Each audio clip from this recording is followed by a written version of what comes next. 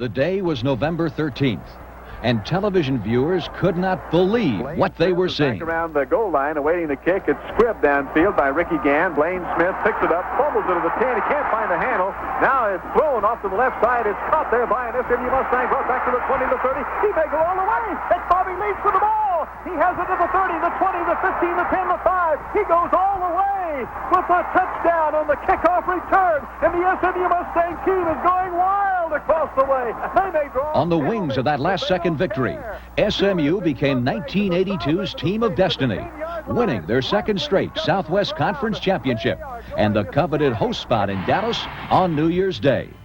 Now the question is, can Bobby Collins' Miracle Mustangs achieve the school's first undefeated season since 1948, with the biggest win of all in the 1983 Cotton Bowl Classic?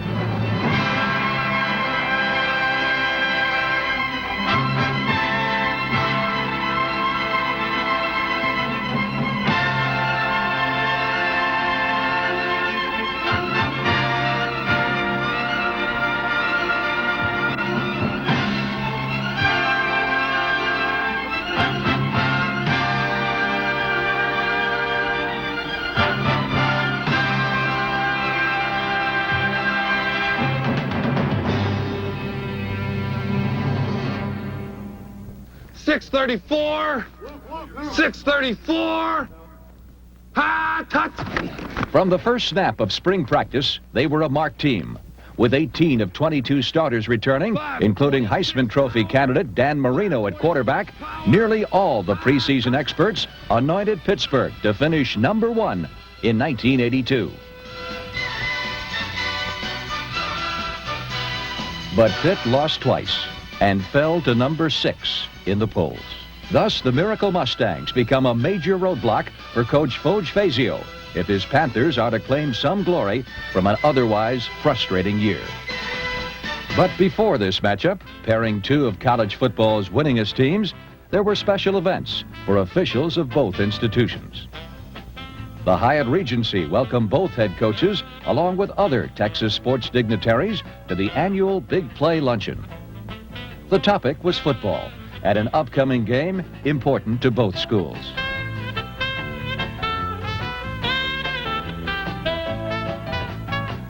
The highlight of New Year's Eve was a magnificent dinner dance and the introduction of the Cotton Bowl Queen, Kyra Lee of SMU, by CBS sportscaster Lindsey Nelson. Representatives of the Southwest Conference and the Cotton Bowl shared some Dallas hospitality with their guests from the East.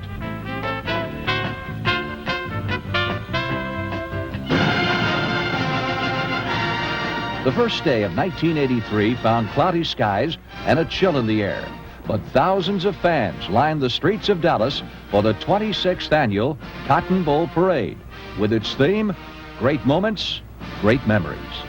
Floats of all sizes and shapes thrilled the nation watching on television and continued to prove that everything is bigger and better in Texas.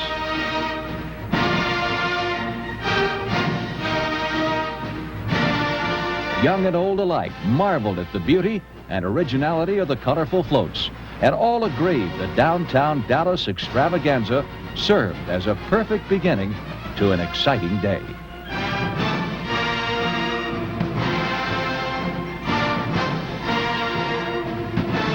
Now, as game time nears, all roads lead to a single destination. The Cotton Bowl, and this long-awaited showdown matching the pride of Pitt with the Southwest Conference champion, Miracle Mustangs.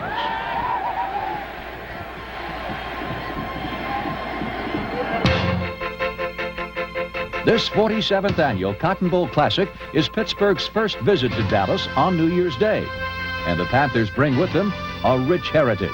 In the past 4 years, no team in college football has a better record than Pitt's 42 wins and only 5 losses.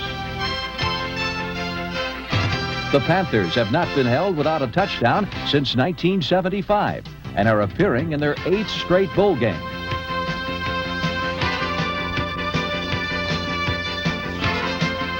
Against an SMU defense accustomed to teams coming at them, not over them, the strategy of Foge Fazio is no secret. He plans to ride the right arm of Marino, the school's all-time leading passer, to flood the SMU secondary with wide receivers, to mount an aerial attack like none the Mustangs had faced all season long.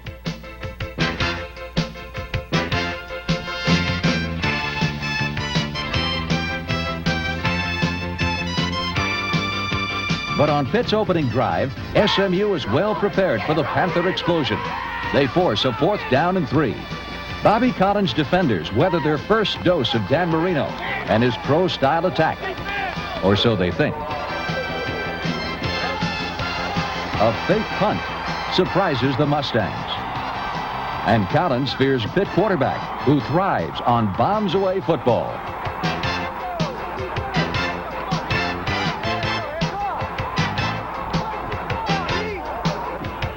With 54 touchdown passes in 2 years, Marino sets up his opponent for one more. Come on, Russ! Come on, Russ! Get out!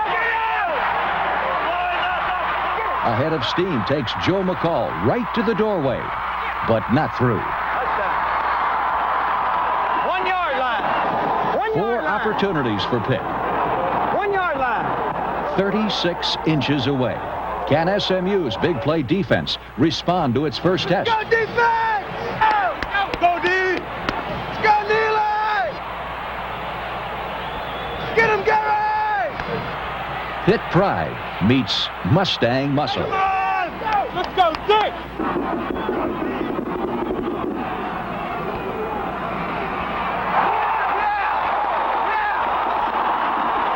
Smothered by a wall of blue shirts, McCall drops the ball, and Pitt drops a golden opportunity.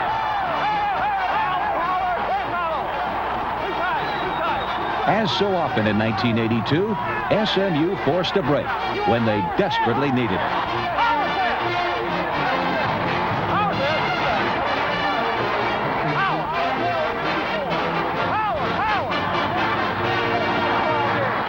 Another look at the key defensive play that may have altered the course of this game. McCall galloping toward the end zone, where All-American Russell Carter's last-second effort will save a touchdown. All the Pitt runner must do is fall forward over the goal line, but Carter dramatically pushes him out of bounds, spoiling a sure 6 points.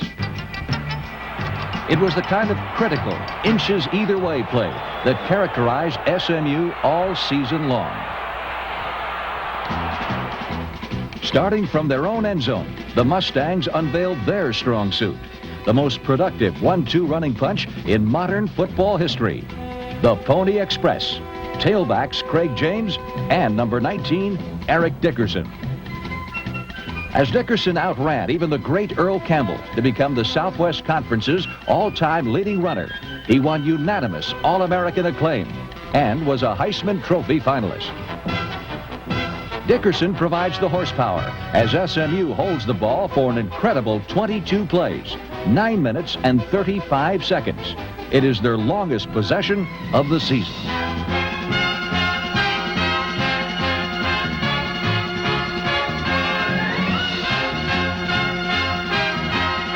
They keep the ball out of Marino's dangerous hands. They advance 91 yards to the Panthers 7, where a misdirected pitch stuns the SMU bench and turns the ball over to Pitt.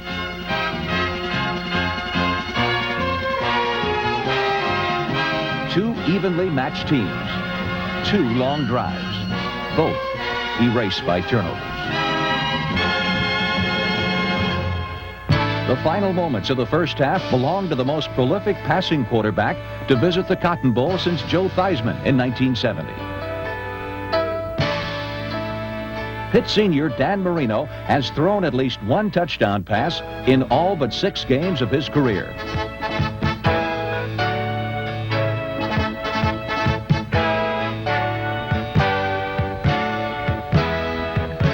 His teammates call him Ice, cool under fire. In Sports Illustrated, he said, "I throw better than anybody in college, and I can throw with anybody in the pros."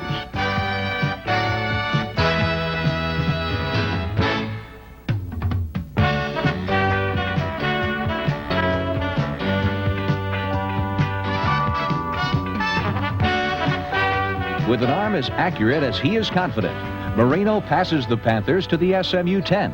And in the final 50 seconds of the half, the visitors from Pennsylvania try a 26-yard field goal and miss. After 30 minutes of rugged football, SMU and Pitt, both averaging around 30 points a game, cannot penetrate the goal line. It is the first scoreless opening half in the Cotton Bowl in 22 years. The nationally acclaimed bands of both universities put on a stirring performance at halftime.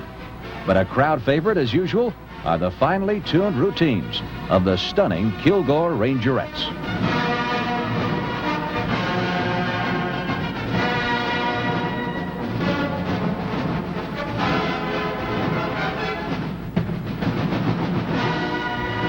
With the always popular music a huge success, the second half opens with Foge Fazio's brutally tough defense, clamping a lid on the Pony Express.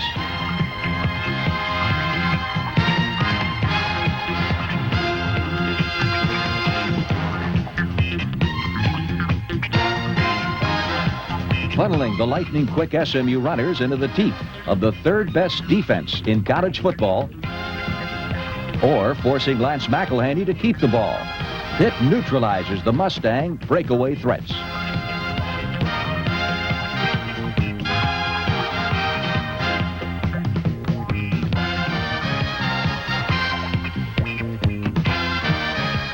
With rain beginning to affect the footing and chasing some fans under umbrellas, Pitt launches a drive on its own 36. Seemingly effective, Dan Marino is not throwing where he really wants to. Pitt's pair of All-America wide receivers, Julius Dawkins and Dwight Collins, will surprisingly grab only 2 passes all day. During the season, they caught 77.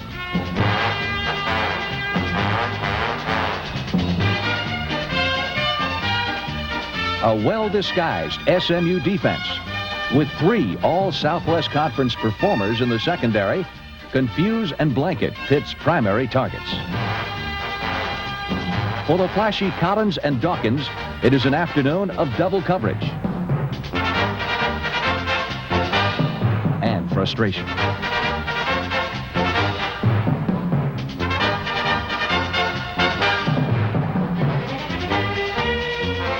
An awesome pass rush bites at Marino's confidence. What a time for strongman Michael Carter's only sack of the season. The Panthers are caged and must settle for a 43-yard field goal.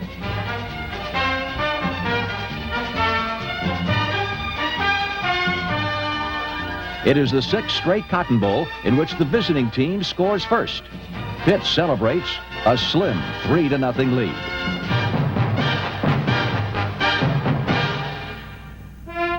There is a time in most every important athletic contest when one man rises above the crowd. Not always the most celebrated athlete on the field, he is fueled by a will to win and fire in his eyes. Late in the third quarter of the 1983 Cotton Bowl Classic, Lance McElhaney takes charge.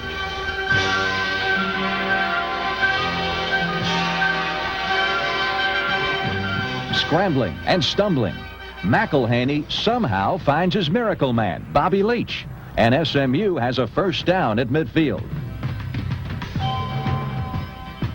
The Mustangs try a deep reverse, but a slippery turf and those pursuing Panthers spoil the trickery. It is now 2nd and 21. Never confused with Southwest Conference great Chuck Hickson when it comes to throwing, McElhaney crosses up the visitors with perhaps the most important pass completion of his career.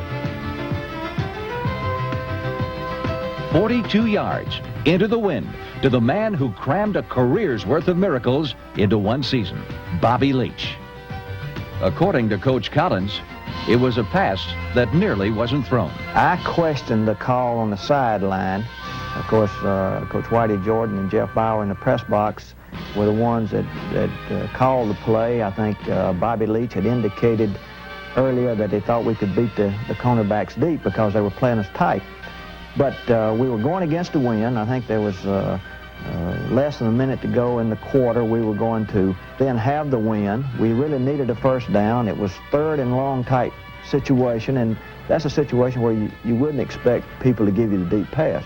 And I think Lance throws that pass extremely well, the deep pass, and he put it right on the numbers. In fact, Leach had to make a tremendous adjustment looking over his left shoulder. He actually received the ball over his right shoulder, and that's exactly where we asked the quarterback to throw the football. So it was really a perfectly executed play on Lance McElhaney's part, the quarterback, and on Bobby Leach's part in receiving the football. Now inside the 20, Eric Dickerson, who normally likes to burn rubber, shows up the gut power, struggling toward the go-ahead touchdown.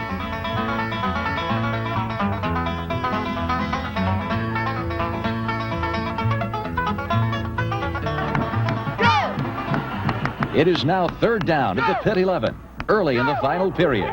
The Mustangs know they may not get this close again. Power R, 57 option.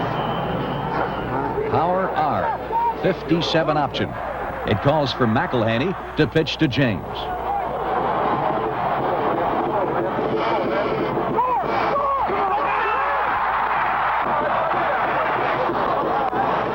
So close, but no points. Power left, 56 option.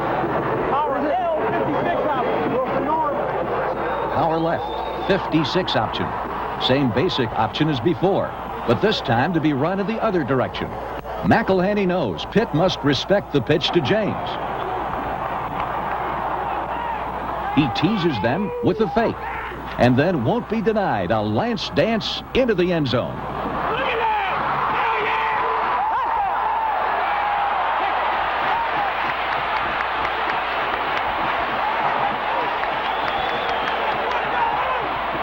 A second look at the SMU option at its finest. A fake to Dickerson attracts some attention. Then, when Pitt keys on James, McElhaney tucks it in and rides to glory. It is the same play the Mustangs used to score the tying touchdown against Arkansas, giving them this coveted berth in the Cotton Bowl Classic. For the gritty junior from Dallas, who normally hands off to Dickerson or James, it is only the third career touchdown he's ever scored.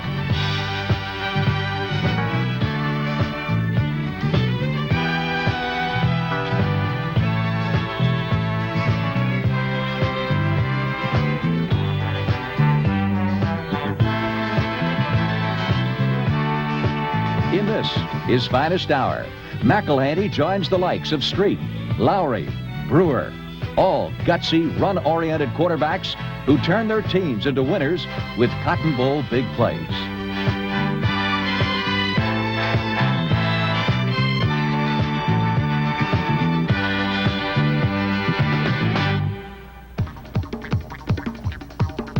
Trailing 7-3. Pitt carries too much pride into this battle not to bounce back and show the Southwest Conference champions every ounce of effort they can muster.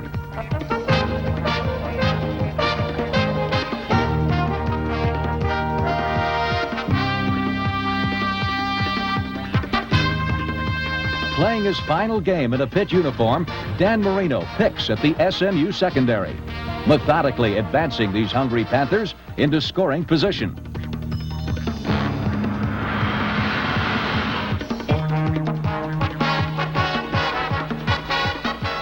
The Mustangs' unbeaten season hangs in the balance. Go defense! Come on, go!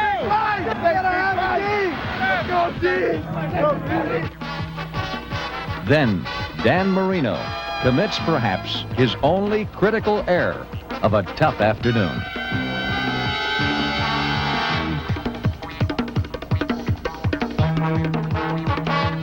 Flushed out of the pocket, Marino signals his receivers and fires an off-balance prayer into the end zone. Leaping in the way, Wes Hopkins teams with an alert Blaine Smith for a game-saving interception.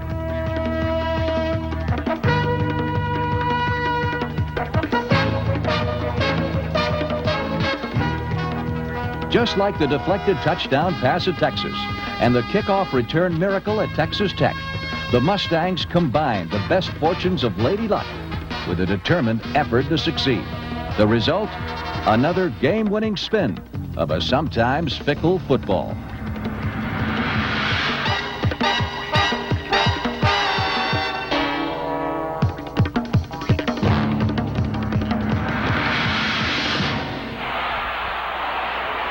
As time runs out, the Mustangs celebrate their first undefeated season in 34 years.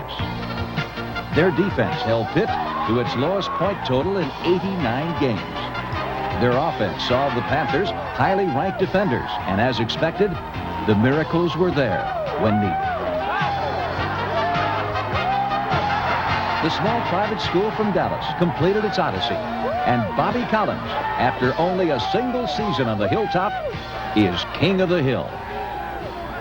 A 7-3 triumph over a gallant Pittsburgh team stamps national honors on the Mustangs as college football's only unbeaten team. A final ranking as number 2 in the nation and proud champions of the 1983 Cotton Bowl Classic. Enjoy being with y'all. Good luck to you. Super team. I want to visit with you. Okay. When we have some time and all, and talk. Undefeated. Hope it works out for you, Bobby. I'm